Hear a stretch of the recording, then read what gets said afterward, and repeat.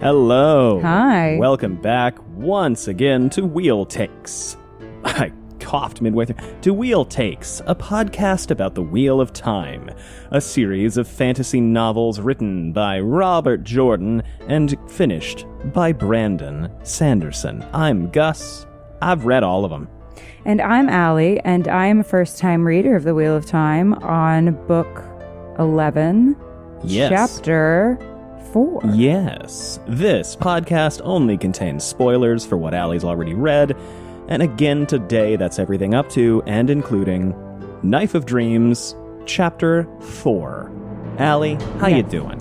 I'm doing great. It's a Sunday, and I have had a busy week. Yes. Which is why we're recording late. Yes. But, all in good ways. Yes. Lots going on, podcast-wise, life-wise, etc., which is why things have been a little out of sorts of late, but we appreciate your patience and understanding. And of course also, the SAG strike is over. So we can start talking about TV shows again, including the Wheel of Time show. So we're also working very hard to get those out. So things will be a little weird for a little while. Thanks for your understanding. We appreciate it, and we appreciate you. But here's the thing. Mm-hmm. We also have some people that we appreciate to thank. We do. We have a few new patrons, and we'll start out. Thanks for the cup of coffee, Eric S. Eric S. Just like a captivating jungle. Huh. You are somebody with so much depth that we could just get lost in our enjoyment of experiencing who you are. You evoke a sense of wonder and a sense of unknowing. Like there's just so much to you that we want to understand and know. But you're also someone who's not afraid to cruise through life and, have a little fun and keep things lighthearted. And for that, we thank you. And thanks for being a part of this community. Thanks for the cup of coffee, Rob. Rob, just like a rambunctious chessboard, you're a strategist. You understand that, there have to be sacrifices made sometimes for the greater good. You're somebody who knows that you have to always think one step ahead. You're loyal to the kings and queens of your heart, and you make sure that you're never a pawn in someone else's game. And for that, we thank you, and thank you for being a part of this community. Thanks for the pint, Valdinia. Valdinia, just like... That's a cool name. That is a cool name. Just like a scholastic... What? I like right? it. No, I'm like, oh, yeah, that's a word. That's a word. Yeah. Scholastic glow stick. You shine brightly even in the darkest times. Everyone raves about you. And your personality is crackling. And for that, we thank you. And thank you for being a part of this community. So thanks, everyone. We appreciate you. Thank you so much. You all are so wonderful. We know we're a bit behind with getting out your thank you cards, and we appreciate your patience there as well. We'll be back in the saddle before too long. So, sorry. The holidays are thanks. killing us. Holidays are killing us. But we're having a great time. Allie, This is my number one question for you. Yeah. Do you remember the 21st night of September? I simply do remember. Why? It just came to mind. Is that relevant No. to the... No? You just... I wanted to break the flow. Break the wheel. All that.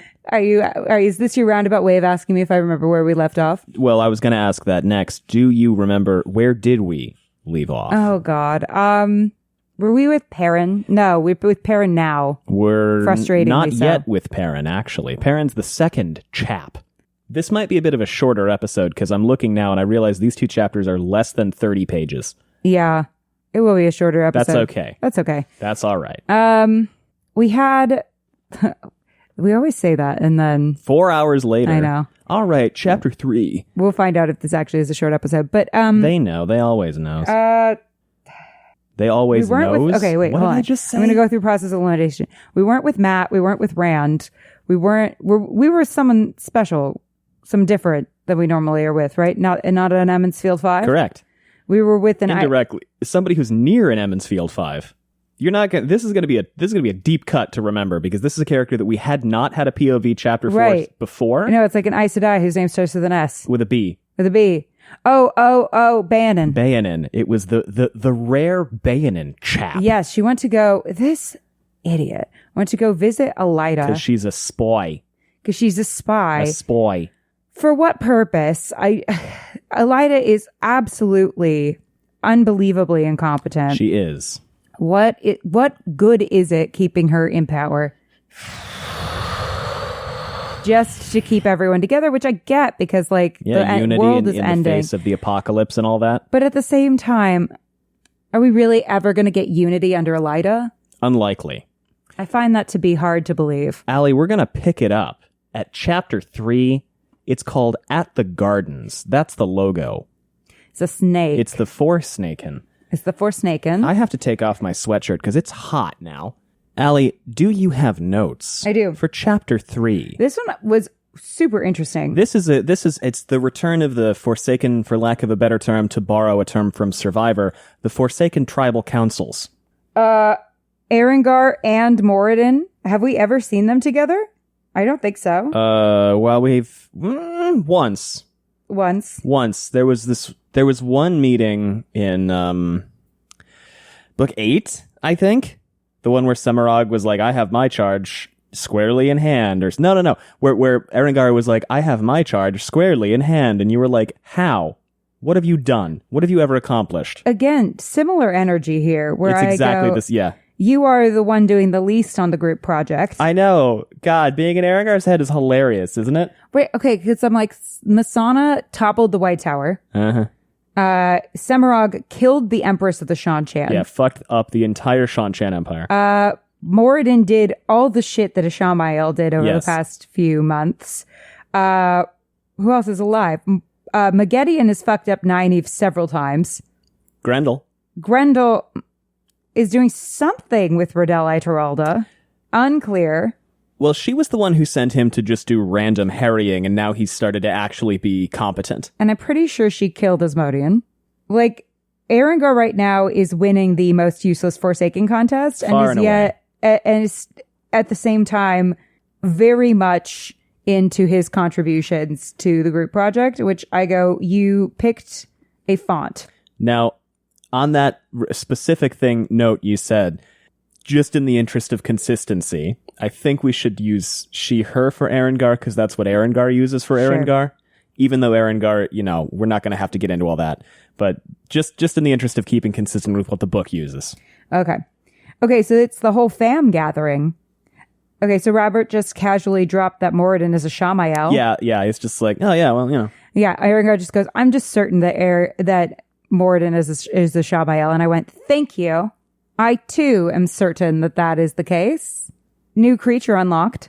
There was? Oh, Zamara. Yeah, this whole thing. Yeah, which seems like a very Arengar thing to invent. Or Osengar. Who invented them? Agenor? Who is dead. Yes. Dead. Double dead.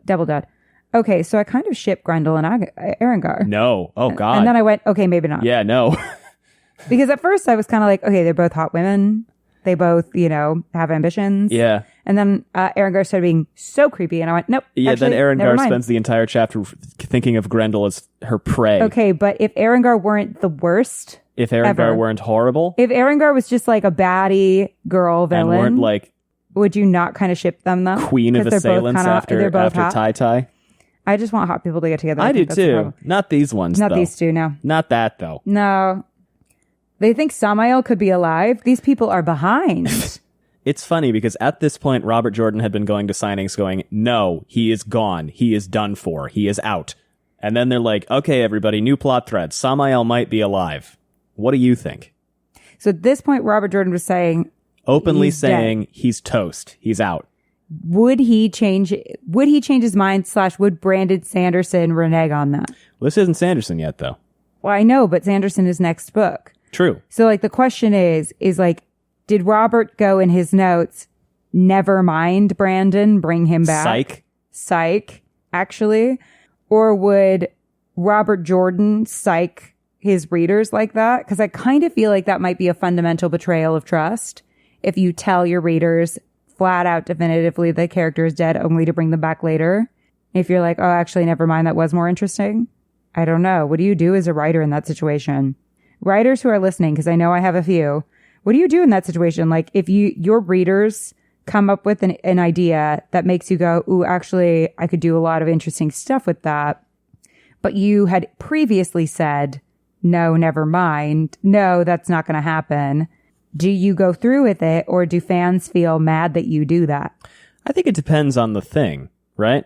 Yeah. Because it's sort of, are you retconning? Or is this a case where you have openly, out of world, stated XYZ thing is or is not true, do not pursue it further, repeatedly? But if you say that, can you decide, actually, in the creative process, actually, never mind, I do like that direction? I don't think he's going to do it. I think if he's said flat out that he kind of has to stick with that. Yeah, and the only reason I shared that with you, by the way, is because he was making no secret of it. At the time that this was published? Yeah, and if Jordan was making no secret of it, I have no issues. Yeah, because I'm just like, I don't know if it's a smart idea to tell readers that something is not going to happen and then do it. Especially when he was the king of Raffo. He invented Raffo. Yeah. You know? But what a stressful thing to, like, I don't know, be so overt about something not happening. It's funny because that's a big part of why Sanderson Raffos things so often. Like I was because during the creative process, sometimes stuff gets discovered. I was at a signing for Skyward way back. Well, not way back, 5 years ago. Feels way back because it was pre-COVID. And I asked him a truly unimportant, inane, zero effect on anything question, and he laughed and raffoed me. It was very fun. It was very nice. But yeah, and like the question that I asked had zero bearing on plot. On character. It was just like, hey, is this a connection I picked up? And he said, Raffo, I'm not sure yet. Yeah. I mean, I have to imagine that even someone as meticulous about his world building as Brandon is like, well, sometimes you do discover stuff though on the way, or sometimes people point stuff out to you that you go, oh shit. That's why it's important to have like a good editor or a good beta readers and stuff, because they might be able to go, hey, you realize that you're actually missing these plot threads that could be really great to have. Anyway, so these people are way behind. Why are you being like this, Moridin? You feeling like you might be in Rand's head? So Moridin keeps going. Now Moridin's the one beating the drum of don't kill Rand yet. Because at first it was Daemon Dread. Because in book 6, the Dark One told Daemon Dread not to do anything about it. Right.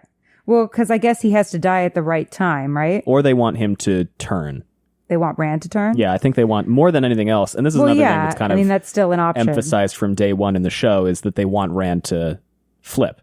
Well, yeah. You know, by the way, we're not going to like talk about what happens in season 2 on here in case there are people who haven't watched yet, don't care about the show, whatever. We'll make oblique references and we might, say skip ahead from time to time. Yeah, I don't know. I feel like Samael is dead. But I do kind of think that there might be like a piece of Moridin in Rand's head too, which might be making him go like, don't kill him because I don't know what would happen. Not him though, not that guy. Yeah, because he's like, I don't know what would happen. I don't know. Okay, but Semirog, I mean, assuming Moridin's even aware of it at this point, because I don't know. Okay, but Semirog has a point. Not to couch Nablus Moridin or anything. Couch like armchair quarterback? Yeah, armchair Nablus. Armchair Nablus. I'm armchair Nablusing right now, but Moridin never showed them what Matt Cawthon or Perrin looked like. Yeah, it's funny. It's really funny. Considering the fact that he has been stalking those people since book 1. Uh-huh. So he knows what they look like, and he's been fucking around with them since book 1. He showed, apparently, the Dark Friends at the Dark Friends social, because you remember Jacob Carradine, when he saw Matt, had that whole flashback thing. I mean, I guess it makes sense because maybe he didn't want them to get credit for killing them. I guess. Maybe. But it's funny, too, because if you're right about Semirog being a Noth, she sees a picture of Matt Cawthon and goes, well, that would have been good to know, because she's been hanging out with him. Oh, my God. Right? Right? She's like, excuse me. If you're right about that. I know that kid. I've literally seen him. I've been in a room with him. Many Are you times. absolutely kidding me? Excuse me. This is why communication is an important thing. This is why communications degrees exist. In my wheel of time. In my wheel of time. That would annoy the absolute crap out of me.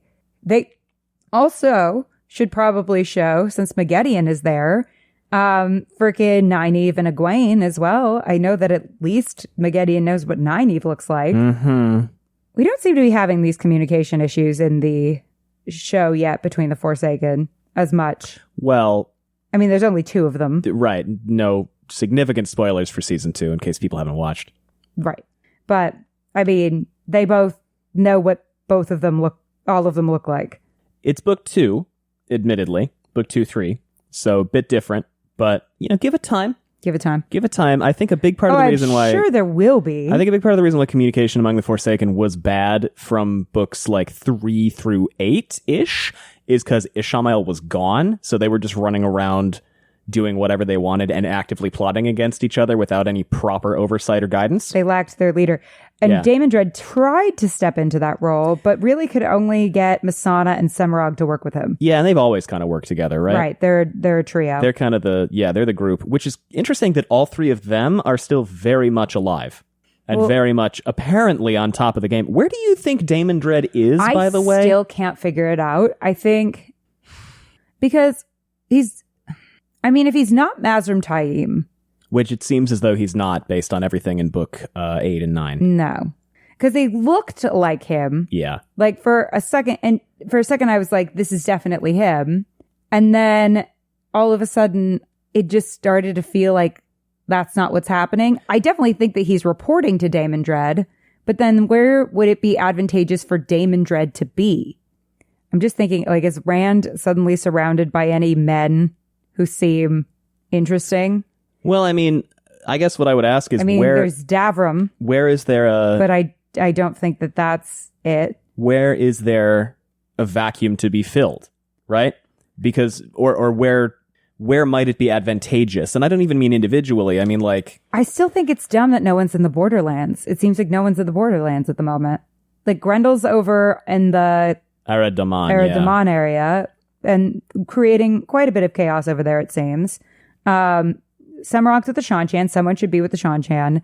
Someone should be with the White Tower. Someone should be with the Black Tower. But that seemed like that was Deshiva / Osengar / Erengar, the artist formerly known as the artist formerly known as. So I feel like, sorry, I feel like I ruminate on this all the time. It's okay, because so was everybody else. Because where the fuck is Damon Dredd was a rallying cry, apparently, of Theoryland and of the forums. I just feel like he has to be... Okay, if no one's in the Black Tower... I mean, he's got a proxy in the Black Tower, so maybe he considers that covered. Are there any men that have kind of shown up? I mean, that guy who got stabbed, but I don't think it could be him. And Chargy guy. Weramon? Yeah, he's an idiot. He's been around, though. I don't think it's him. Because he's too much of a buffoon. But not in a way that, like... Seems like he's putting on an act. At all effective. Yeah, he seems like he's genuinely a dumbass. Yeah, and then there's the guy who got stabbed. What's his name? A lot of people have gotten stabbed. I don't really know who you're referring to. The guy who was in charge of... Berlin's in charge of Kyrian, right? And then the... Dobrain. Dobrain. I don't think it's Dobrain. Dobrain also has family. Yeah. Because he's Brianna's cousin. If they've got family... Like, I would totally suspect Davram Bashir if he didn't have a family that would know. I think the other thing is, you're looking for individuals they might be impersonating, right? Right. What I'm asking is sort of, where might he have set up shop? So here, that's part of it. Is Sure. I'm like, the first thing I would think is get close to Rand and like be able to whisper in his ear as his friend. Before we theorize about this further, let's actually take a quick ad break, and then we'll jump back in and continue the Damon Dredd takes.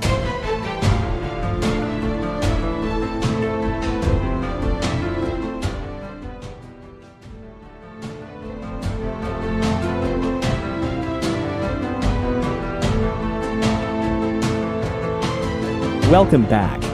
Allie, go ahead. Okay. So I feel like he's the first. Okay. If I'm a Forsaken, all right, I'm a Forsaken. First thing I would think is I should get close to Rand so that I can implement as much shit as possible and maybe convince him to join us if I become good friends with him enough. Right. That was the Lanfear strategy. That was the Asmodean strategy. Yeah. It feels like that strategy has not been a winning strategy for those involved. Asmodean and Lanfear, notably, did not fare well with that. And Daemon Dread likes to work through proxies. He doesn't like to be up close and personal. Right. Not generally. Generally, that's what we know about him based on somebody's opinion.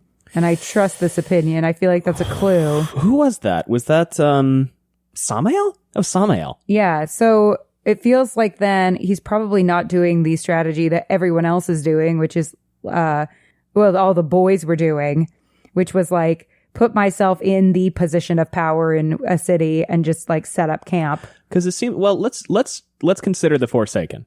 Yeah.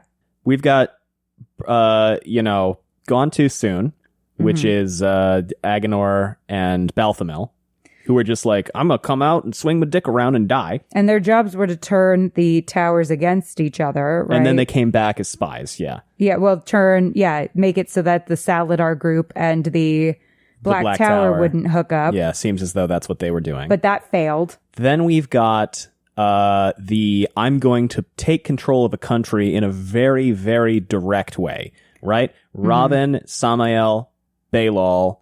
Am I forgetting any? I don't think so. Yeah, Robin, Samael, Balal, who just stood up and were like, hello, it's me, the Lord you've never heard of. I am now effectively de facto king. And everybody knows it. Yeah. Flamed out immediately, pretty much.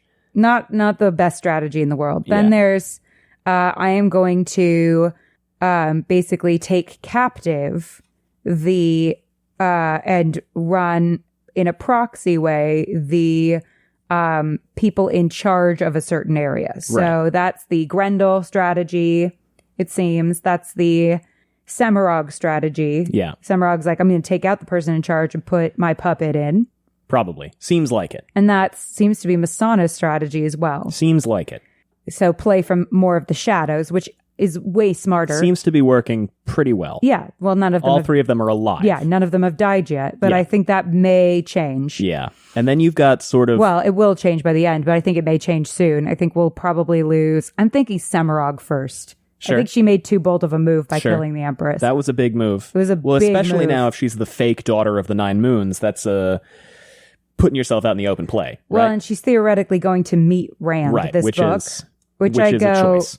She's making her move on Rand. I feel like that confrontation may not go well for her. So Probably I think Semirog may be toast this book. But here's my thing. Well, hold on. We've got another camp. Mm-hmm.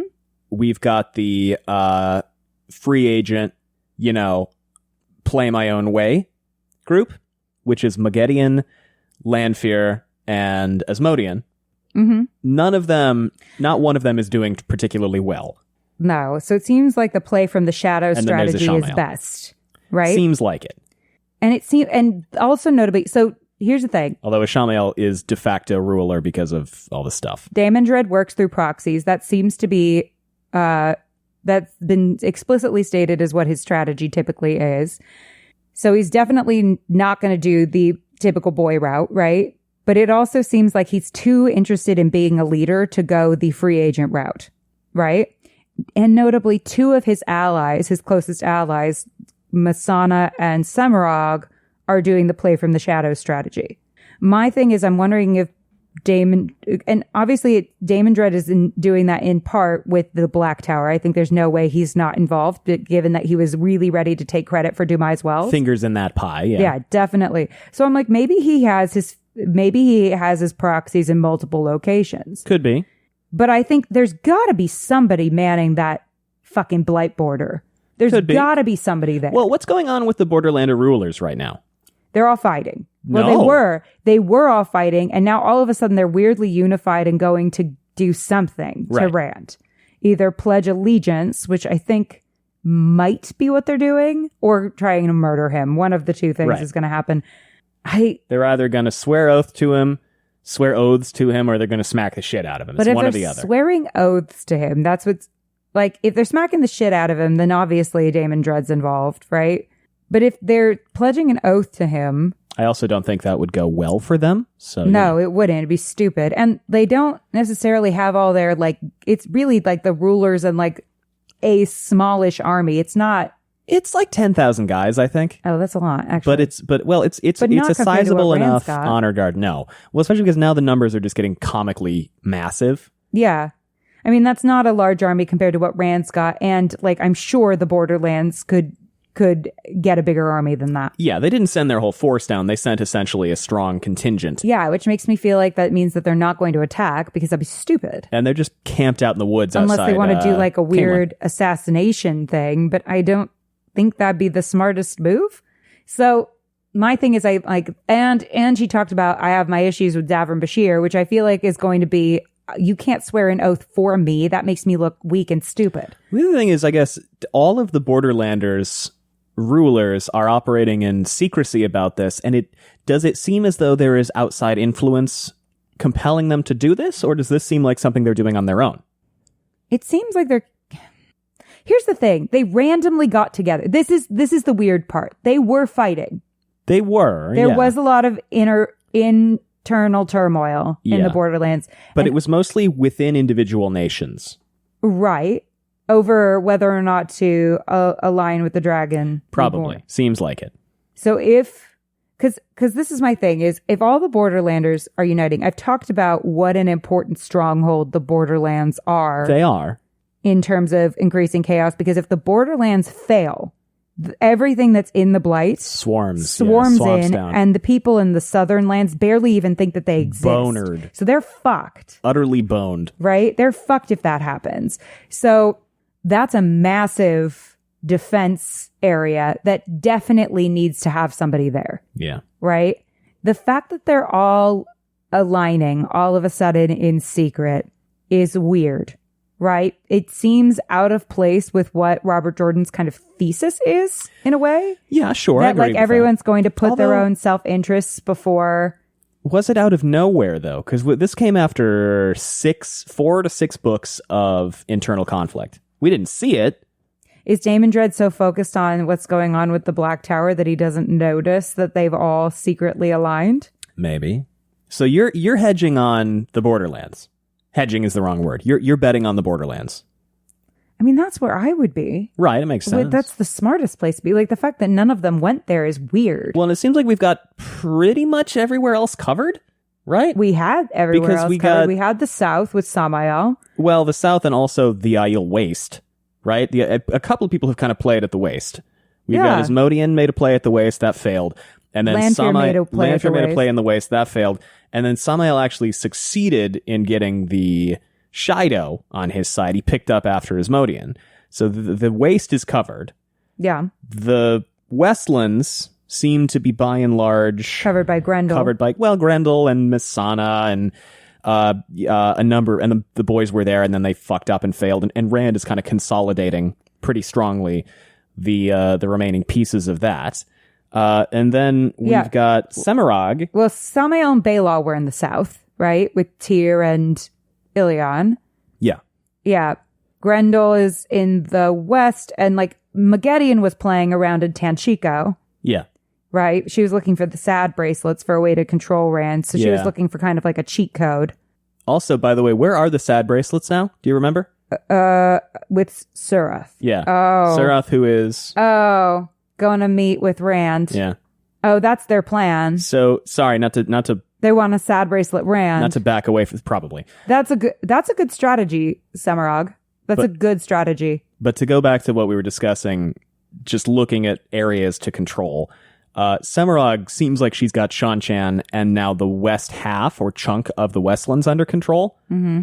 And that's basically the whole map. I feel like Min's going to see, because Min says consistently she can see auras or visions around people who can channel, right? Like that she always sees. Yes.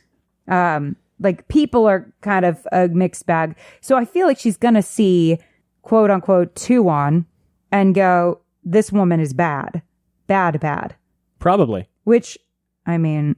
Without her being Semirog, she's the head of a slaving empire, but whatever. Different bad. But I guess that's fine. Different bad. Different bad. Well-intentioned bad. I mean, most bad is well-intentioned bad. I didn't mean, you know what I mean. Yeah. It's bad. Yeah, it's all it's bad. It's all bad. Yeah, I wouldn't call it well-intentioned. But You understand what I'm saying? No, I understand. Yeah, you get where I'm going with that. She has not sold her soul to the devil. Right. She is technically against the primal force of chaos and evil bad, but she's still bad. But she's justifying. Jesus. Right. She's justifying a hell of a lot of shit. Yes, she is. In her mind. But so, yeah, I mean, I find it hard to believe that there wouldn't be someone covering the North. Well, because that's the only place left, right? That's empty. Yeah. Yeah. We've got the whole fucking map covered apart from Shan that, right? Chan are covered. The Aiel are covered.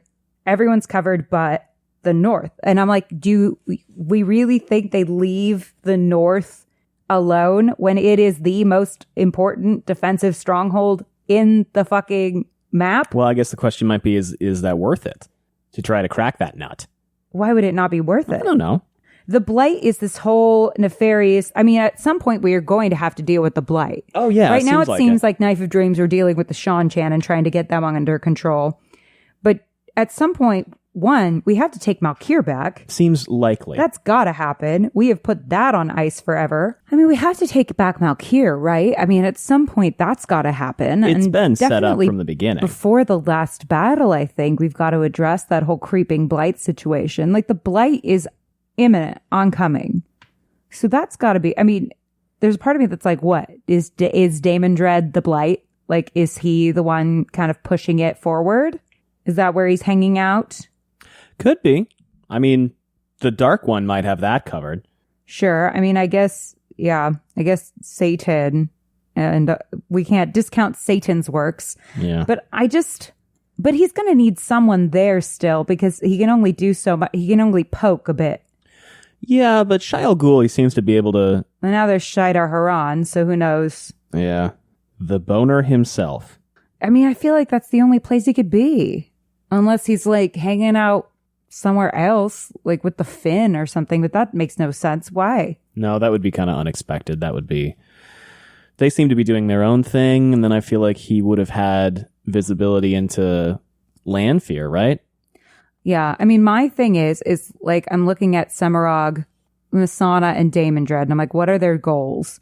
So, like, if Daemon Dread covers the Black Tower with a proxy and covers the North with a proxy and then just kind of bops back and forth between the two, checking on them, that gives him the North falling and all the horrors of the Blight basically eating their way through the South. So that's chaos, right? Mm-hmm. And I feel like that's got to happen in some way eventually, that Blight is going to just... and we're going to have to deal with it. Well, it seems like that would be... And then he's also covering the Black Tower, making sure that they are distant from Rand so that he can't use them or that they'll, keep fracturing, right? Masana is with the White Tower, making sure that keeps fracturing so that they can't communicate, right? And get together. And not only that, but she's causing internal dissension so that when all of this chaos descends from the North, they're not able to really fight back. Yeah. So she's basically taking the only defense the South has, which is the Aes Sedai, right? Seems like it. Also, wait, just quickly out of the show, can I just say one thing that they mention in the show? Yeah. They say that Egwene Sedai is fighting Trollocs in the Borderlands. In Nynaeve's accepted test. Yeah, they do say that. Which I go, maybe that's a glimpse of the future. That there is some kind of onslaught happening in the Borderlands. I think that's also a parallel to Rand's flicker moments in the books where he talks about how there's reports of Trollocs in the north. Yeah, and then they eventually do come down to the basically defenseless South. Yeah, and it makes sense, that...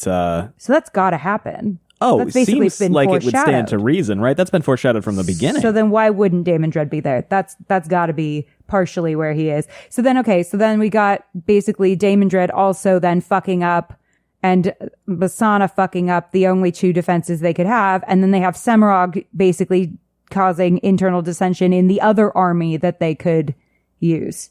Makes sense. With magic people in it. They're fucking up the magic people. What if he's on Tremalking? I was looking at the map. What? I was just looking at the map and looking for places.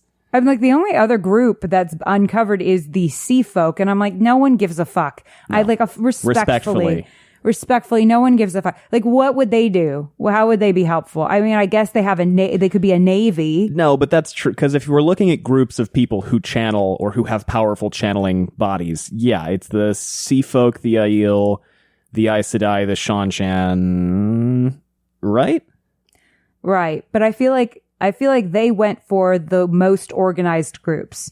Sure. Missana, Semirog, and Damondred. Sure. They were like, okay, the Aiel are off in the waste. Who knows if they'll even come, right? So they're not something to be concerned about. Moridin went and covered that.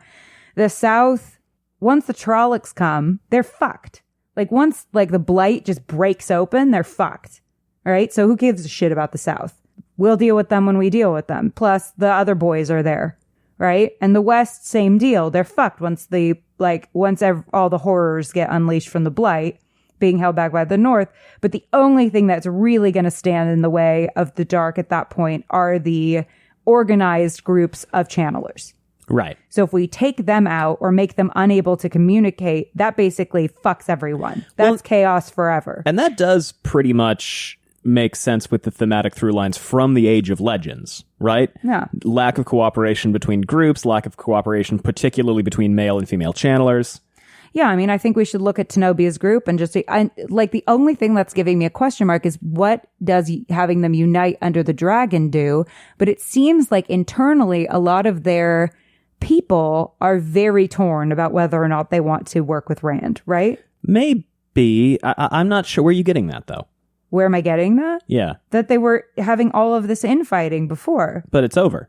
Well, yeah, but they're keeping it a secret. If they weren't worried about people's response to what this is, why would they keep it a secret? But are they keeping it a secret from their own people, or are they keeping it a secret from the rest of the world?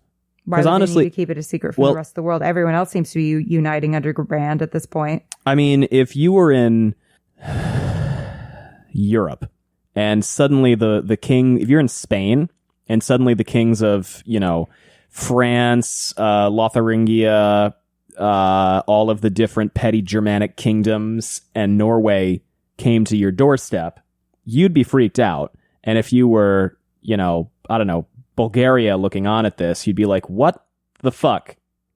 Right? Yeah. Is my thought. Yeah. I mean, I think they're kind of like, well... And yeah, I'm going to keep on making Lotharingia drops whenever I can. We're an honorable people. It seems like Rand is working against the Dark. My cousin, if I'm Tenobia, is working for him. My uncle is working for him. They seem to like him just fine. Not to mention the King of Malkir is working for him. So that's 3 pretty prominent Borderlanders that seem to be vouching for him, which seems like that would go a long way, no? Probably, yeah. But then how does that play into what Damondred's up to? Because I did say, I was like, that group of 3, that trio has got to be doing something in the Borderlands, right? But I was like... You've said that many a time. I said Semirog was like there initially because I was like, well, Damondred seems to be fucking around with the Black Tower, but maybe he's like, I can have my hand in multiple places. Maybe that's his thought process. And it seems like they're kind of recruiting Grendel to get the West, to be working on the West. Well, that's kind of something that comes up a lot in she's that free agent. This chapter, which honestly, we might not even do the chapters. We might just talk about the Forsaken the entire time and then do the chapters next week. No. We've got this. No, because this ties into the chapters. Because here's the thing. He is thinking about Grendel. She is thinking about Grendel the entire time. Erengar. Yeah. And is like, we can't underestimate Grendel. True. Which I agree. Because here's the thing. We think about this like Survivor again, right? We've got this powerful group of 3, which as people keep getting picked off is more and more prominent, right? Yes. But then we also have Moridin, right? Who seems to be like the challenge beast, right? Well, Moridin has already been at it from a Survivor perspective, picked as the winner, right? Essentially, right? He's the favorite. Jeff Probst gave him the title of Sole Survivor and the $1 million prize already, and now they're like, maybe we can kill him and take it. Essentially, right? And hilariously, we spend most of this chapter with Erengar going, and obviously, I'm the one for that. Right, which is funny because, and I'm sure a bunch of them are, I'm sure they're all them thinking that, yeah. are thinking that. Because at first I was like, why would the Dark One take the carrot and then give it to somebody, right? Well, he gave it to the person who didn't want it. Yeah. Well, that's the thing. He gave it to the person who didn't want it, right? All that person wants is to die. So that was a big punishment for him. But it also is an incentive for more infighting with the Forsaken, because now all of them it made Moridin a target. Yeah, it did. Right? So Moridin's got under his control Magedian and Lanfear, aka Sindain, because I'm like, there's no way that's not Lanfear at this point, right? So, are you confirming that? Well, I did. You did? A long time ago. I forgot. Okay. Yeah, there is so much evidence that Sindain is Lanfear, and there is no evidence except for the power level thing. Which I'm like, there's definitely an explanation for that. Like, it could be her punishment. Right. She refers to Rand as Luce Theron. Oh, yeah. I mean, she's got all that creepy possessive stuff. When we were in her head, she was like, oh, God damn it, he found somebody else to use those statues with him instead of me. I told him that. So, like, there's extensive textual evidence that they're the same person. Great. So he's got Lanfear and Magedian under his control, both of whom will kill him the minute they can, right? Both of them. Why he has them under his control, I guess it's a punishment, right? Who, to Moridin? Yeah. Yeah, it's because he wanted to fucking die, but the Dark One was like, no. No. Him having Lanfear and Magedian under his control. I misunderstood. Yeah, it's a punishment to them. That's got to be a punishment. Well, because you remember what Sindain means, right? Mm-hmm. Last chance. Last chance.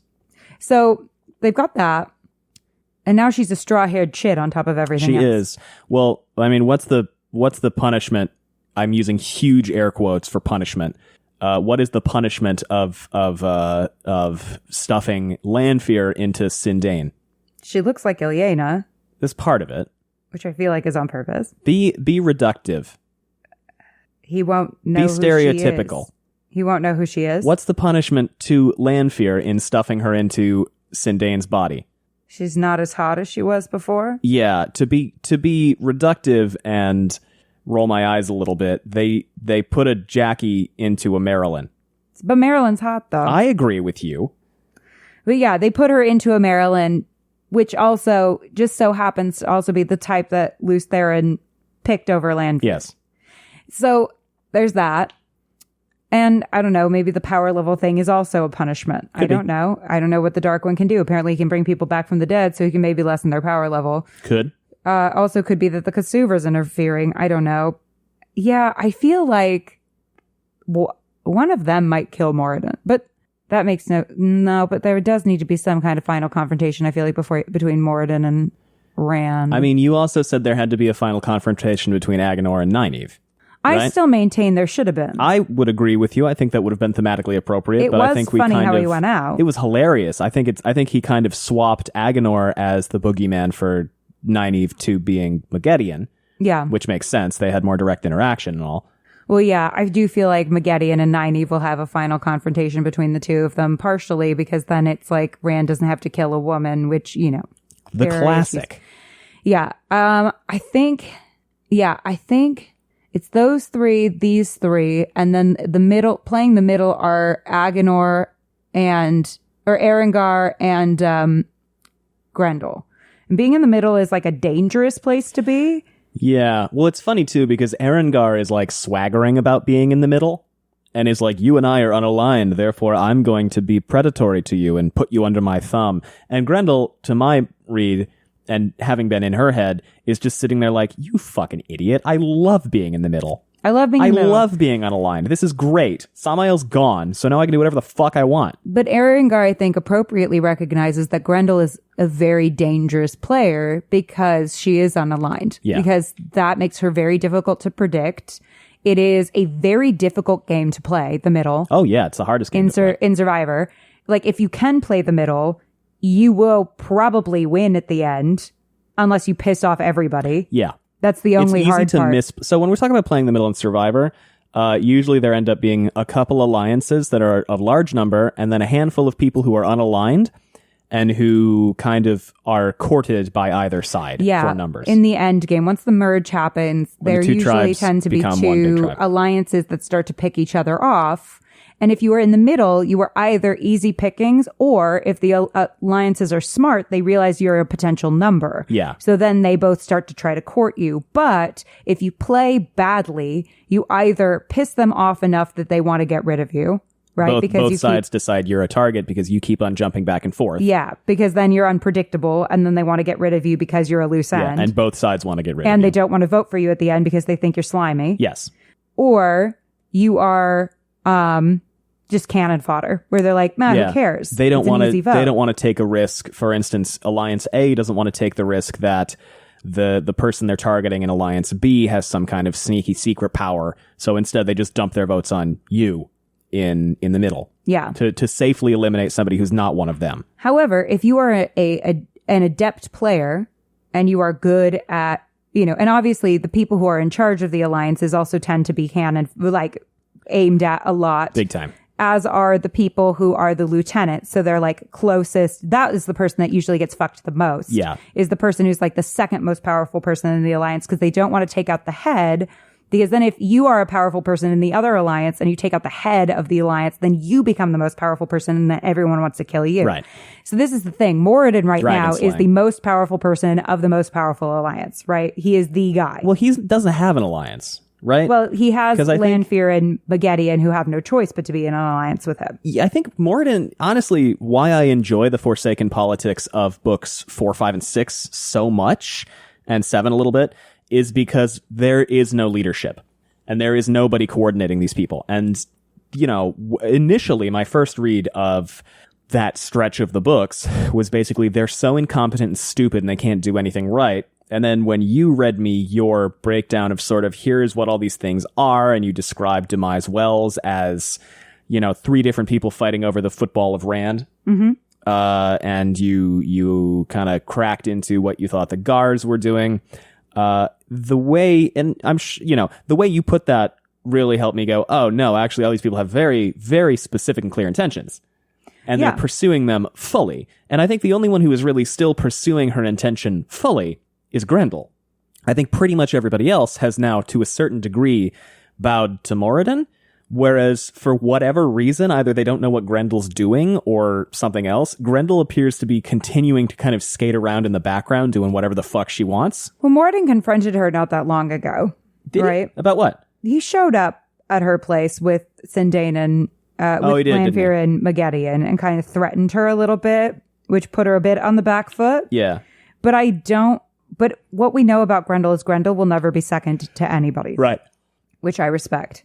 She will never be second to anybody, which means, but she will play like she is. Yeah. Right? So she is definitely playing like Moridin is a part of her team. She's like angrily rebuffs Erengar, but not a ton. She doesn't really. She kind of sits there and is like, you fucking idiot. Yeah. I think, it's super creepy, by the way. She let Samael be a dick to her, but I don't think it's in a, like, I am yours to control, because obviously she loves controlling people. Yeah. But I think what she sees is she was like, Samael is a shield for me because everyone's going to shoot at Samael first. Uh-huh. So I'm going to use him as a meat shield, like they do in Survivor, where you're like, I'm going to get a big, strong guy who's good at challenges, and I'm going to be like a smaller, I'm going to hang around weaker behind person, and I'm going to hang around behind him, and he's going to be my big, dumb brick that I'm going to use as a shield. Yeah. That everyone's going to want to get out because like he's likable and he's a big, dumb brick, but he also like doesn't really strategy. No. And I'm going to be the smaller, craftier person that lets him think he's in charge, but really everyone knows by the end that it's me. So, and then Samael died after she sicked him on Rand. Yes. Right? And she was like, okay, so that didn't work. Which was a good move. Which was a good move. And honestly, he was starting to annoy her. So she was like, I'm and done everybody with you. else. Yeah. So I think she was like, this is a win-win for me. Samael I sick him on Rand. Still the funniest Forsaken, in my opinion. Yeah. Because she doesn't like this whole let's not kill Rand thing. She's like, fuck that. Let's kill Rand and get it out of the way. So she was like, okay, I'll sick Samael on Rand, because if he kills Rand, that's a win for me. And if he dies, that's a win for me, because then I don't have to deal with him anymore. Win-win. Win-win. Win-win. I get my meat shield out of the way. And then especially because at that point, Samael apparently had a decent amount of sway over her. I still don't fully understand how that happened. Like he successfully bluffed about a couple of things, and she was like, oops. And then was kind of under his thumb for a minute there until he died. Yeah, and I think he was starting to bring too much attention to them. Yeah. And she didn't like that. So Erengar shows up at this party, and she immediately clocks Grendel as a huge threat. Right? Yeah. Because Arengar thinks that the two of them are playing the same game. They're not remotely playing the same game. I mean, with Arengar wants to be playing the game Grendel is playing, in my opinion. Due respect to Arengar, which is none, they are not playing the same game. Grendel thinks, okay, Arengar thinks, okay, we're both playing the I'm the sexy woman in the middle card. But Grendel is a much more effective version of that, which is, and she has been cultivating her abilities to control people from the beginning. I think the other big difference between Grendel and Arengar is Grendel kind of hides behind her sexuality. Yeah. You know, like Arengar is just like flirting with people, fucking people in people's faces all the time. And Grendel, you know, breaks people's brains and turns them into furniture. But it does seem as though she mostly does this because she thinks it's an effective smokescreen for her actual tactical, strategic style. Well, it's distracting. And not only that, but unfortunately, we live in a society in which men underestimate women who are open with their sexuality. They completely disregard them as people. I mean, look at fucking Erin Brockovich. Yeah. They look at them and they go, oh, well, that's not a woman who's serious or of substance. And it's just like, you know, they do the same thing to women who are like very girly. They go, oh, well, that's not a woman of substance. She likes Taylor Swift. Well, fuck you. That's not necessarily an indication of intelligence. That's not necessarily an indication of value, but they do. And so there is a world in which women can use that underestimation of their abilities to their advantage. I mean, look at Parvati in Survivor. Yeah, absolutely. She uses her social ability, her likability, and the fact that people underestimate her Parvati is to create one of the most effective alliances in the entire show. Parvati is a really good comparison. She's Parvati. In my opinion, for Grendel. Yeah. Except that she's not, you know, evil. No. Yeah. But, you know. But yeah, I feel like Grendel is playing the Parvati game. Yeah. Versus, you know, I feel like, you know, Damon Dredd is playing that, like, tight alliance of three. More of a Boston Rob. Yeah, pretty much. I mean, it's interesting because I feel like even that alliance doesn't like to tip their hand to each other very much. Well, they're an alliance that doesn't trust each other, ultimately, which is why, I mean, that's why playing the middle is so good, because eventually the alliances have to turn on each other, right? And we'll talk more about that right after these ads.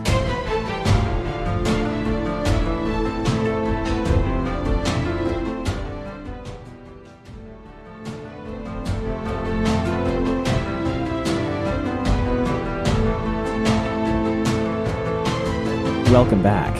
Okay, so eventually the alliance has to turn on each other, right? If they want to seize control. Yeah. Which, if Moridin in some way gets neutralized, right? Both Damon Dredd and Moridin, to me, feel like the people who are going to shoot first at each other, right? Yes. To try to fuck each other up. But both Moridin and Damon Dredd don't want Rand dead because the Dark One said so. They're going to follow what the Dark One says. Whereas Grendel's not quite... Grendel actively tries to avoid following. Grendel very much tries to play her own game the whole time. Yeah, she's second to no one. So... Moridin just seems pissed off that he's alive. Moridin's pissed off that he's alive and is just trying to make everybody do his bidding, which is going to grate on people like Damon Dredd, who definitely don't want to be doing that. So Maggedian basically defied his orders completely, which it's unclear if he knows about that. It seems like he doesn't.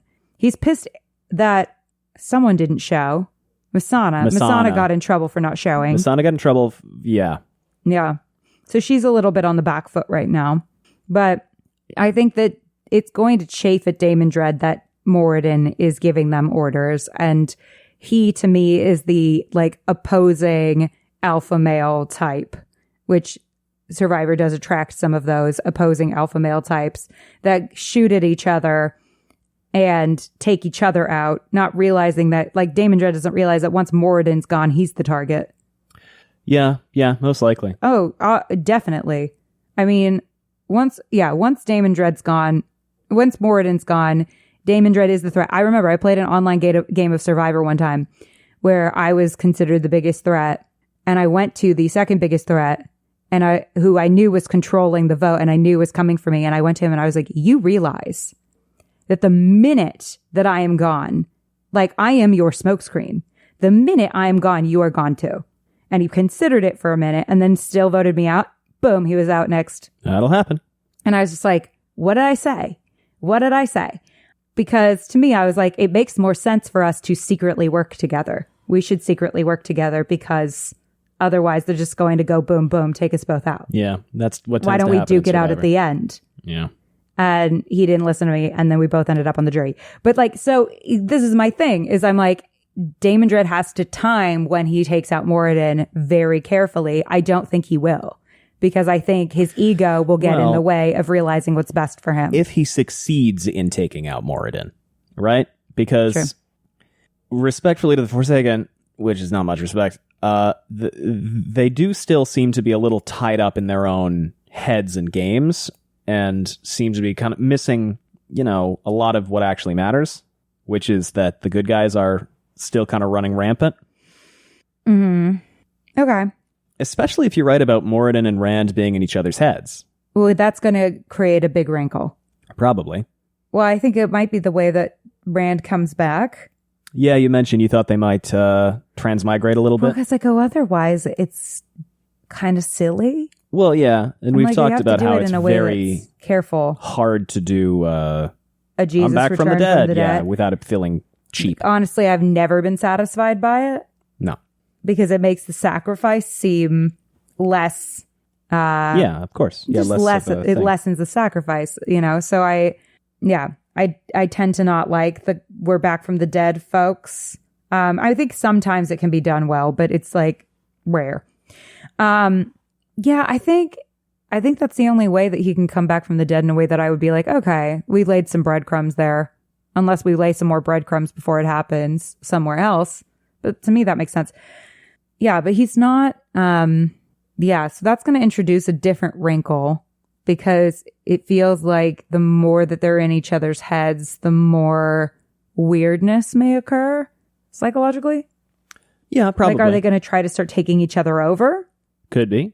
What happens? Okay, so we got that going on. And how does that affect Lanfear and Maggedion?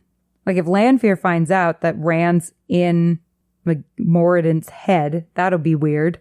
Because she wants to kill Rand more than anything on this planet. She also probably wants to kill Moridin at this point. Maggedion does? Oh, Lanfear. Lanfear. Yeah, no, she really fucking wants him dead now.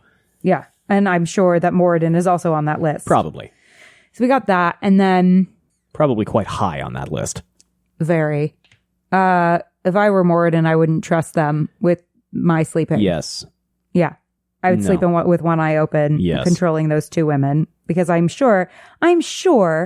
Also, if I were Maggedion or Lanfear, I'd kind of turn to the other one and be like, we probably both want the same thing. You'd think.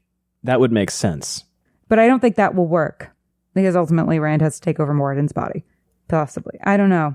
There's a lot at play here politically. But I do agree with Agonor's...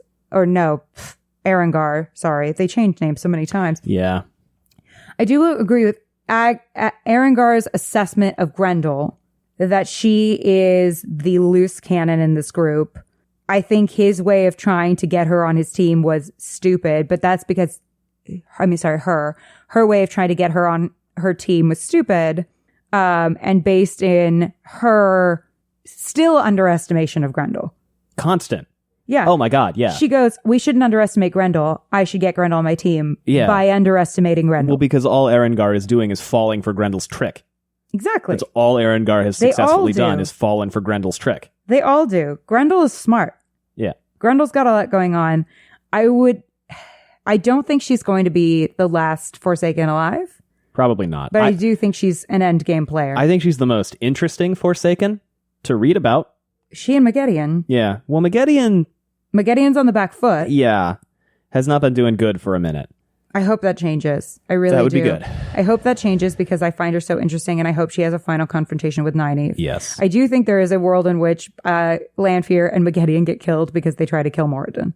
Also very possible. There's a world in which that also happens. Well, you've talked a lot about having parallel Forsaken, right? If you've got Moridin for Rand, Maggedion for Nynaeve, Missana for Egwene.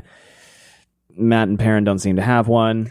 I argue that Perrin should have Samael yeah. in the show. Yeah. And Matt, there are ways in which there's a lot of parallels between Samael and Matt. Yeah, certainly. Especially in the show. But I think... Well, his parallel, I mean, really, Perrin's is Slayer and Matt's is Pad and Fane, right? Right. They're not Forsaken. No, but they're like kind of secondary Forsaken. They're secondary antagonists, even if Slayer completely fucking vanished after the Battle of the Two Rivers. I do think that I would love to see... And Fane is mostly focused on Rand. I would love to see Moridin and Matt interact in the show. That'd be fun. Because I do think there's a world in which... Book 4, right? Yeah, because I do think there's a world in which they are paralleled. I could see it. Yeah. Anyway, do you want to finish your notes? No. An hour in. Here's what I think we're going to do for this one. We're going to do chapter 3, and then we're going to stop because avoiding talking about chapter 4, it's about different people in different places doing different things. And I feel like this has been a really nice contained conversation about the Forsaken. Mm-hmm. And I've enjoyed it. Oh, good. And I don't want to... I'm sorry. I feel like I just... Please don't totally apologize. I love it. Well, that's the point of the podcast. Yeah, I'm interested in the Forsaken and what their strategy is going forward, because they're like, we can't kill Rand, so then what do we do? Yeah. Like, they're all clearly still trying to become nameless. It lives rent-free in their head, and now they're like even more driven toward it. Yeah. Because the Dark One put a nameless in front of them, so now they have a target. Yeah. But that target is controlling them, and they have to be very careful about targeting that target, because that target could easily enslave them and or kill them. Yes. And he uses Saw, so the true power, so obviously he's like out of his mind. Notably, he is the only one who can use the true power. Yeah, and obviously that's intimidating. Yeah. So they have to be very careful about what they do with him. But I'm still thinking that they're going to be on their own shit as much as possible. So yeah, I think Grendel's doing some bullshit with Rodell. Well, but that failed, right? Did it? What her bullshit was with Rodell was mostly those strange, misleading, contradictory orders. And then he went, this is weird, and I'm going to stop. I'm going to try to avoid the messengers from the king, because I think this last order is the only one that's actually from him. And I'm going to ignore or run away from all of his other messengers so that I don't have to listen to those orders. And I'm going to do my plan, which is... Yeah, I guess it did fail. My little 5'0" ass is going to pulverize this invading army. Right. I love him. I love this guy. You love Rodell? I love him. He is who Samael wishes he were. Yeah? Yeah, absolutely. Are you kidding me? He's a bedazzled short king. It's true. He is. He is everything that Samael wants to be, but isn't, because Samael is not that smart. Absolute fucking legend. It just goes to show it's not about height, it's about energy. Truly, height doesn't fucking matter. No, height doesn't matter at all. It's about energy. Yeah. It's like, I mean, if you're a dick, it doesn't matter how tall you are. Yes. Now, it's not going to compensate for a bad personality. Shall we wrap out your notes for chapter 3? Oh, yeah. I just have one, I think. Okay. Oh, no. I finished. You did. Semrog has a point that Moridin should have shared those images earlier. Exquisite. Partially because it's like, I could have killed him a week ago. So Arengar gets to the meeting. Moridin has furiously summoned them. Moridin is not there yet. And she's like, yeah, fucking figures. Yeah, because he wants to do a dramatic entrance. Who's already there? Grendel. Everybody else. Yeah, Masana. Yeah. Semrog. Yeah. But not Magedian and... not those two, right. Not they his... enter with him. Yeah. Which I feel like he just does as like a display of his power. They've got Zomara walking around serving them. Arengar hates Zomara. Can see things about them, right? Like things they're thinking. Kinda. They're like humanoid fucking things, and they can kind of sense the intention of the people they're talking to. And Arengar hates them and doesn't like them at all, and is deeply uncomfortable by them being around. Wait, so they can sense intention? It's not really clear. Taking the goblet, she waved the Zomara away, though it was already turning before she gestured. She hated the creature's ability to know what was in her head. At least it could not communicate what it learned to anyone. Yeah. Memories of anything but commands faded in minutes. Even Agenor possessed sense enough to see the need for that. So they can read your thoughts, but then they forget everything in about 10 seconds, which is odd. Okay, so you just have to watch your thoughts around them. And hope that they don't say anything? They can't communicate what they learn. They're basically designed to be like the perfect servant. So they will do anything you need for you before you ask them to do it, and then they will forget. Okay. But It takes longer than 10 seconds to fetch a glass of wine. I know.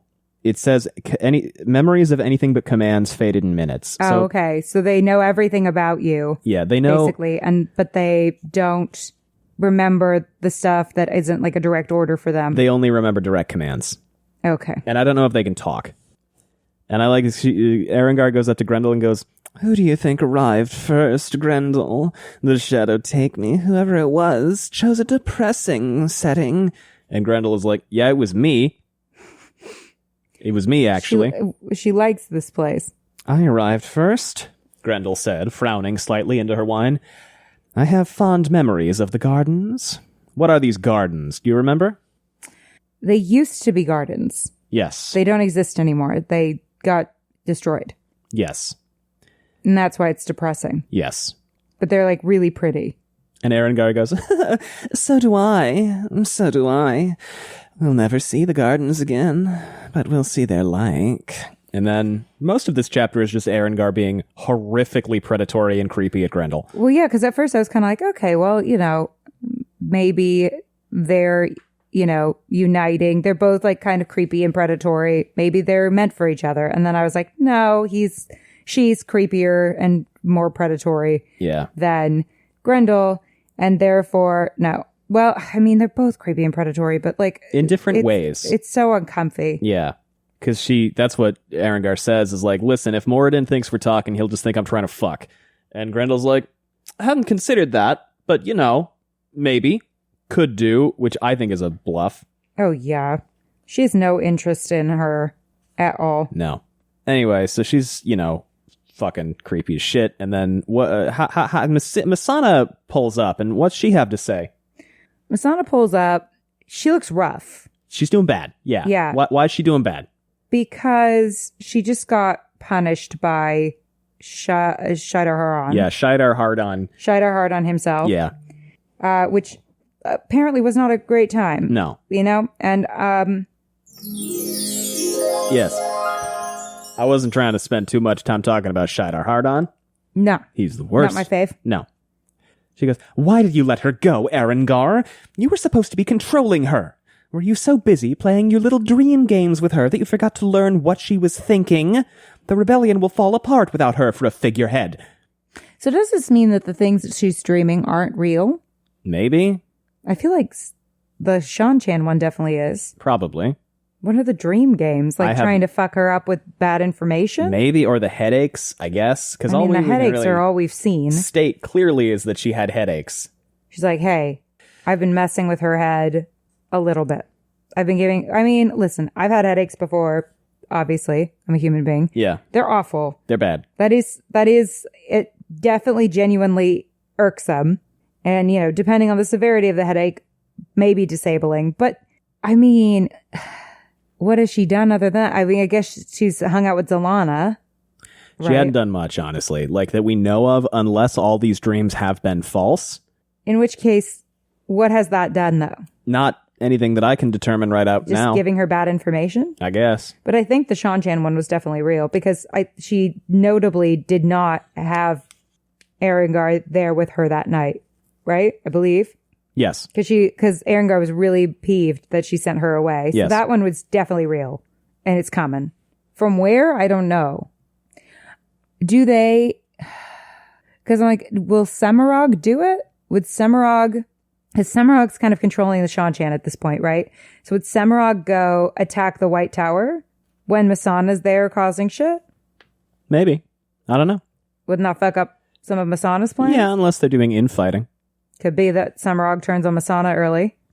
So Masana and Erengar are quibbling over like, you better not break Egwene out. Maybe I'll break Egwene out. I'll figure out if and they're like punching each other about what to do with Egwene. Because Erengar's like, she's not as useless as she's actually a great and effective leader and is still effectively leading. And so she's like, so it actually wasn't a problem that I didn't do my group part of the group project because it all worked out because Egwene is actually super effective. And so I let her get captured because she's too effective. Yeah. And I'm just going to skip all of the ham-fisted predatory flirting from Erengar. There's a lot of it. Yeah. I wish you would. Yeah. Not even flirting, just, yeah. Anyway, I just like this because... The sexual harassment. Yes, that.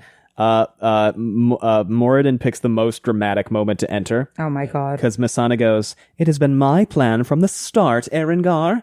I will adapt it according to need, but it is mine, and I will decide when and where the girl is set free."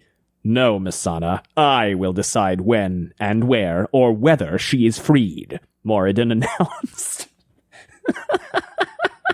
Trying to be a Boston Rob. It's so dramatic. Oh my god. It's very theater kid, to be honest. Like, because he's really hiding behind that curtain waiting for the most dramatic moment to make an entrance. And it is silliness if you think about it from the perspective of, like, imagine being Mageddon in this moment. He's like, okay, we're going to sit here until I say we're going to walk. I mean, just imagine the pre-show. It's so fucking extra. He's like, I'm going to sit here with you two until the moment that I decide I am going to enter the most dramatically interesting moment. And it's so funny because Erengar walks in and goes, "Oh my God, Moridin's doing that thing where he wants to enter at the most dramatically interesting moment." And then Moridin goes, "I'm going to enter at the most dramatically interesting moment." It's silly. So what news does he bring?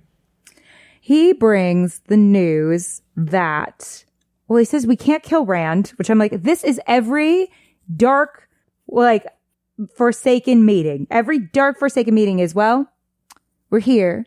Let's be nefarious. I'll be dramatically interesting.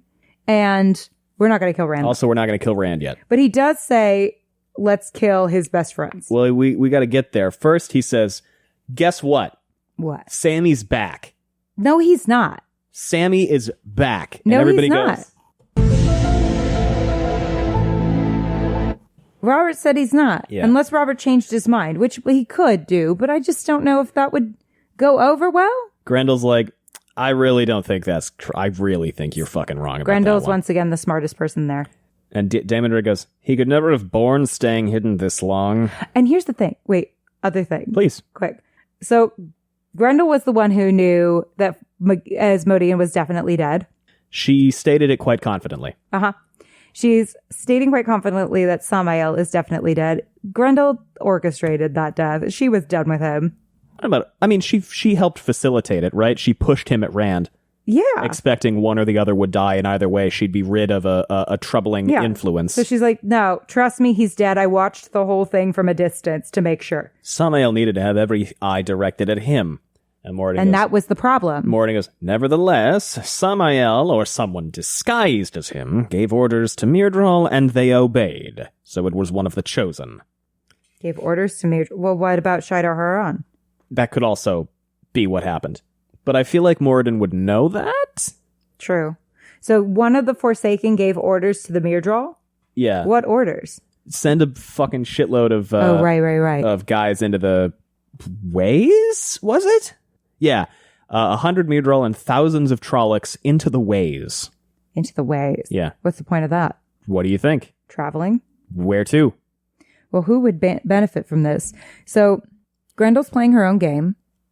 So she's a suspect, especially if it looked like it was Samael. Yeah. Because she'd know how to make it look like it was Samael. Although it would probably be easier for a man to disguise as Samael. Well, maybe not. They were disguised as Samael? And somebody operating as Samael did this.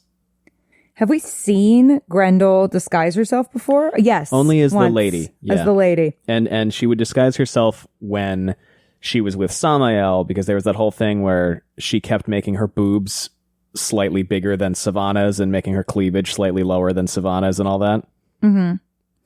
And Samael made himself taller. Yeah, every time. God, every time. He's funny. So she's a suspect for sure for this. Where would she want them to go? I guess Rodell just put her on the back foot so I could see a world in which he's like, great, then I'm going to send Trollocs to fuck him up. Could do. Because he didn't do what I wanted. I could see a world in which that happens. I could see a world in which they try to fuck up the two rivers again. Could do. That kind of feels like a repeat beat. Would be a little bit, yeah.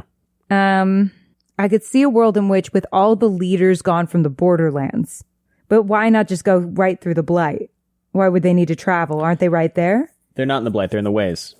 No, I know. They're clearly traveling I'm sorry. somewhere. Yeah, okay. I'm saying that, like, it feels like it would be silliness for them to attack the Blight, like the borderlands, by going through the Ways. Well, here's what I will say. Good thing Rand decided to have Loyal and what's-his-face go around to all the steading and close those way gates. Oh, right. And I did say he should do that. Yeah, because we know those are covered. Then how are they going to get out? I mean, I don't know. Is there a way to break through? Not really, not unless you can channel. But they're clearly not aware that all those gates are closed. Seems like not. So that's a miscalculation. Yeah. And admittedly, I think they only went to the ones at Steadings and locked them. Oh, yeah. So there might be ones at cities. There are, well, we know there are. Well, there's one in a fucking basement in Camelin. There's one outside of, on the hill in Barthanius' Manor and Kyrian. Yeah. I mean, I was thinking that Kyrian and Camelin could be targets because Rand is there and he's not present. Yeah. But all of his people are. Yeah. So I see a world in which that's possible. Shall we continue? Then who would send them to Camelin and Kyrian, though? Good question. Masana? Maybe. Since she's on the back foot because of Demise Wells? Well, Arengar thinks it might be Damondred, and I see. Yeah, I see that. Yeah, it makes sense because this is a proxy action, right? Mm-hmm. He's not going with them. Well, and I think Damondred could because he's worried Rand's getting wise to the fact that the Black Tower and Mazrim Taim are a little fucked up. Yeah.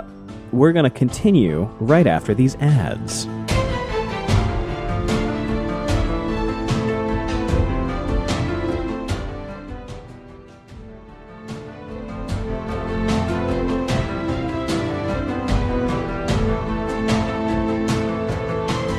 Welcome back. So Moridin is like, everyone keep an eye out for these fucking Trollocs. Everywhere's getting attacked right now. Yes. Camelin's getting attacked, so I don't feel like it's going to Camelin because Camelin's already getting attacked. By other guys, not by Trollocs. I know. Sure, possible. But are we going to have like a Trolloc attack and well... It is in a bit of unrest. Could work. To do a Trolloc attack on top of that? Well, especially if it comes out of a basement. It's in the middle of the fucking city. I know. Yeah, that would be really bad. That would be really bad. Could that happen? Maybe. Could that be happening? Or Kyrian. Kyrian just had Dobrin get stabbed. You did. So it's in a big disarray. It's also bad. What were they looking for? Like, well, ostensibly the statues. Later this chapter, Moridin says, and we gotta find those goddamn seals. We have to find those motherfucking seals. So keep up that work. Mm-hmm. So, if I may posit that it was the seals.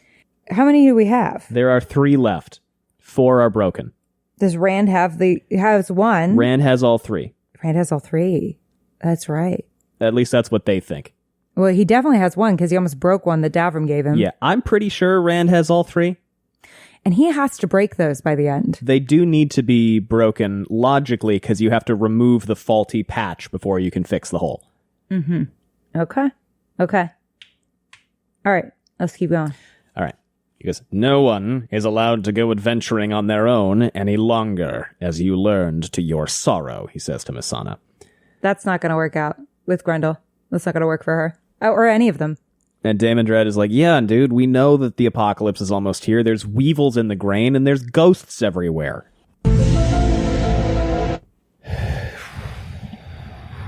Anyway, we got to deal with those seals. And Moridin's like, yeah, Rand has them, I think. And then... was this a seal noise? Yeah, we got to deal with those seals. It's just a bunch of frickin' seals. Sindane is like, I got it. I'll talk to him about it. And they're like, you will stab him about it. So no, settle the fuck down. Everybody actually settle down about Rand. I'll deal with him when I choose to deal with him. Cut it out. The time and manner of Althor's death will be at my choosing. No one else. And then he touches the Corsuvras.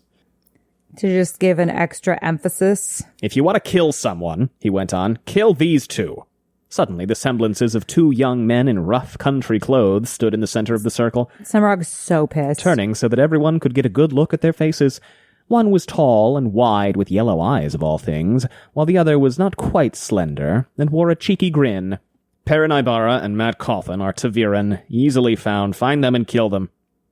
And I think Grendel says, I mean... She's like, that's not hard easy. To fuck with Taviran, yeah. And Samurai goes, Perrin Ibarra and Matt Cawthon, so that is what they look like. Who knows, Moridin, if you'd shared this with us before now, they might already have been dead. Well, I'm sure that Masana was aware that Matt Cawthon was in the tower. I mean, he was in the tower at one point. A long time ago. I mean, do you think she was there? Masana? Yeah. In book 3? Maybe. Well, because then she's like, I've definitely seen that kid before. Fuck. Masana doesn't say this is Semirog. I thought you said Masana said No, that. Semirog. Oh, well, Zemrog's Sorry pissed if I because she's misspoke. like, I definitely saw that kid before. And then Moridin goes, find them. Make doubly sure that your followers know their faces. Find Ibara and Cawthon and kill them. The time is coming, and they must be dead. And Arengar is like, well, I'm going to do whatever the fuck I want. Well, yeah, because they're all supposed to be at the last battle, right? All of them? Isn't that important? Probably, yes. Yeah. Like somebody said at one point they thought it was maybe important that they all made I it. believe so, yes. So why haven't they been trying to kill them from the beginning? You know, I'm not sure. Anyway, They were too busy establishing roots. that's the end of chapter 3. And we're going to stop there because chapter 4 opens a new plot. So this is bad because now we're going to be dealing with a lot of, I mean, we've been dealing with people trying to kill Matt and Perrin before. I mean, the Grey Men were coming after them for a while. Seems like this shit's going to ramp up. But that's definitely going to ramp up. How that's going to, okay, so here's my prediction. Perrin kills Roland this book. I would love it. Easily. Gets his let's wife back hope. this book. Fuck that That's guy. got to wrap up. We're done with that. Let's We're hope. attacking that area for sure with the Shanchan. Yes. Unfortunately. Not to talk too much about next chapter. No, but I'm just trying to But outline where everybody yeah. is right now. Matt's with 2 on. I don't know what the fuck they're going to do. They're kind of walking around. They're kind of walking around, maybe falling in love, which, but whatever. I guess now they're dodging assassins, right? Because they don't really have a goal at this time, right? Are they trying to find Rand? Where are they going? Matt is trying to get away, I believe. Okay. But I think we've got to get to something more active than that, right? Because right now he's on the reactive. So I'm thinking he's got to reunite with the band this book and figure out what they're going to do. Maybe something having to do with, maybe they come in at the last minute and help save Camelin. But then can Elaine take credit for it? Like, is this group sieging? Wait, this is a theory. The group is sieging. The Trollocs come in through the basement, right? Elaine is somehow able to quash them, making her look really good as a ruler. And then they decide to support her instead. Oh, that could be interesting. Just a potential way to end the that could siege. work. Because it's that whole thing of like, make the people see another force that is a problem and you get rid of it. And then that cements your power because people think you're someone who's going to save them from stuff. Yeah, it could work. Could work. Maybe Matt gets called upon to help out somewhere else. He's got to reunite with the band this book and get kind of a mission of some kind. Seems likely. Yeah, okay. So there's that. What's Rand doing? Dealing with the Shanchan. Rand is going to make peace with the Shanchan. So I think Rand defeats Semirog this book. I think this is Semirog's book to go. Sure. Then we've got Nynaeve, who's not doing anything since the cleansing. Hasn't done much, no. I don't think she was in the last book at all. No, we haven't gotten a POV from her in a minute. No. She's hanging out. Elaine's pregnant. Yes. But yeah, I think the Camelin thing, we've got to secure her place. So yeah, I think that's what happens. The Trollocs come into Camelin. She quashes them. The invading army's like, well, clearly you're good for Camelin then. What do you think? Maybe. That's the potential end. I can't say. And I feel like somehow this book, we've got to start feeling like, oh, we got to get Moraine back. Tom's got to reveal that letter. If that, maybe. We have heard about that letter recently. Many, many times, yes. So, yeah, I think those are plot lines that are going to start to kind of unfurl. All right.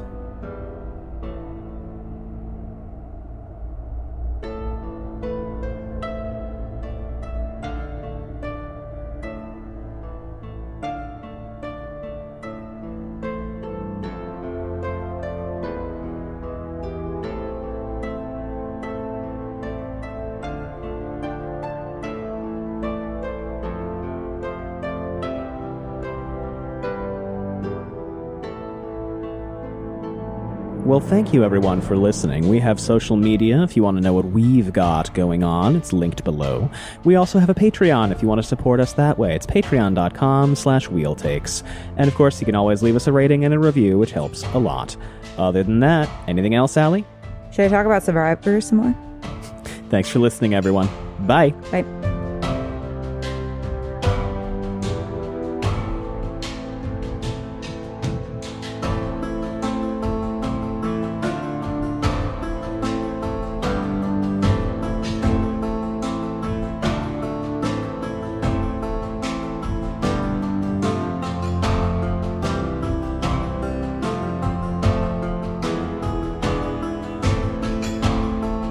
Thank you again for listening. This was Wheel Takes with Allie and Gus. Music by Alexander Nakarada.